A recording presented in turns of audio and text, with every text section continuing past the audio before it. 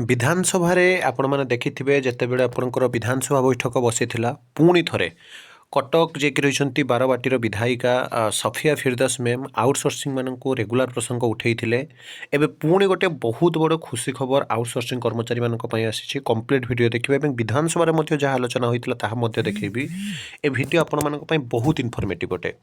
देखु आउटसोर्सिंग कर्मचारी को सामान कम को सामान दरमा प्रसंग मुझे विधानसभा वीडियो देखी कंप्लीट वीडियो देखिए। जनवरी 19 सुधा रिपोर्ट देवाक वर्तमान समय कहुई आउटसोर्सिंग कर्मचारी को सामान कम को सामान दरमा बा रेगुलार प्रसंग सरकारी दाव्यर मान्यता राज्य मानवाधिकार कमिशन मुख्य शासन सचिव को निर्देश।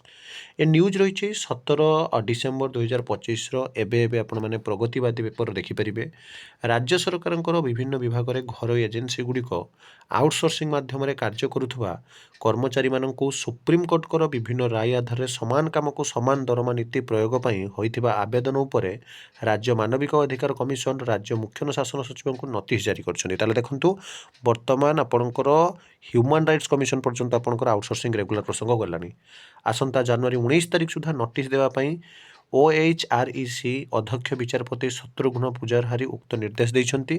सूचनायोग्य 2002 मसीह राज्य में कर्मचारी जो मैंने आउटसोर्सिंग कर्मचारी व्यवस्था 2 लाख अधिक कर्मचारी कार्य करुछन्ति। देखु 2002 रु आम ओडिशा 2 लाख ऊर्ध्व आउटसोर्सिंग कर्मचारी काम करुछन्ति।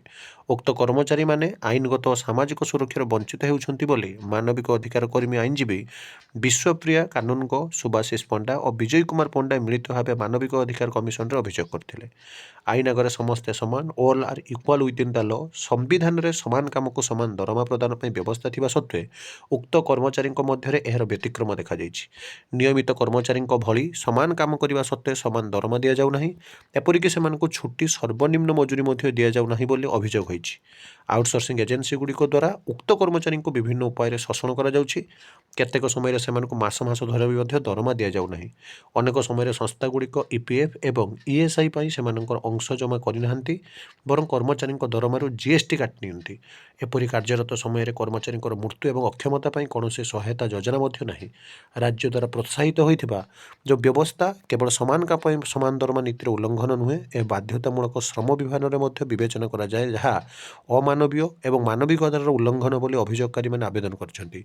तेणु घर एजेन्सी गुड़िक कर्मचारी को शोषण करुवा परिप्रेक्षी में एभली कर्मचारी उचित न्याय प्रदान कर नियमावली लागू पाई राज्य सरकार को निर्देश देवाक अभियोगकारी मैंने आवेदन में दर्शाई।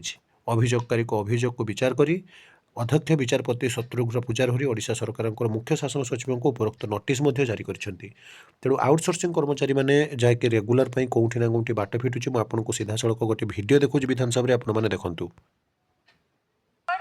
आगुरी भी आउटसोर्सिंग विषय कही पुणी आउथरे आपनको रिक्वेस्ट करी outsourcing is a big racket it is a big scam. निजे ऑनरेबल मुख्यमंत्री कही जो समय से चीफ व्हिप थिले कि आमे आसिले आउटसोर्सिंग अबॉलिश करिवु से आउटसोर्सिंग विरोध रे बहुत किछि कहिसंती। आउटसोर्सिंग रे कहार भी जॉब सिक्योरिटी रहउनी सर जो माने संस्था गुडा का आउटसोर्सिंग दउछंती तांको माध्यम रे से माने बहुत एक्सप्लॉइट होउछंती बहुत पैसा तांको नउछंती। सामना रे खबर आसीछि हम कटक रे मध्य शिशु भवन रे अलग अलग जगह रे 10,000 15,000 मागुछंती गोटे गोटे पिला को जॉब रे रखिबा पई आ सरकार ऊपर गोटे ह्यूज प्रेशर अछि कारण सरकार आउटसोर्सिंग कंपनीज को 18% GST दउछंती। आपण डायरेक्ट तांको रेगुलराइज करंतु से 18% ताको सैलरी रे इंक्रीमेंट हबो 100 पिलांकर पैसा नउछंती सरकार तो किंतु रखुछंती प्रकृत रे 30-40 टा पिला आ 60 पिलांकर दरमा सबु मिसिकी सबु से रैकेट रे शामिल होछंती समस्त खाइ दउछंती पैसा तो पिला मानकर भविष्य अंधारे बारंबार से पिला माने रास्ता रे मध्य आपण देखिबे से माने विरोध करूछंती रास्ता रे बहुत रे दे out on the streets regularise केमती करा जिवो तापई डिमांड करूछंती किंतु एपर्यंत कोनोसी पदक्षेप निया जाय नै। मु आपनको पुणी रिक्वेस्ट करिवि कि please abolish this outsourcing mafia ensure equal pay for equal work regularise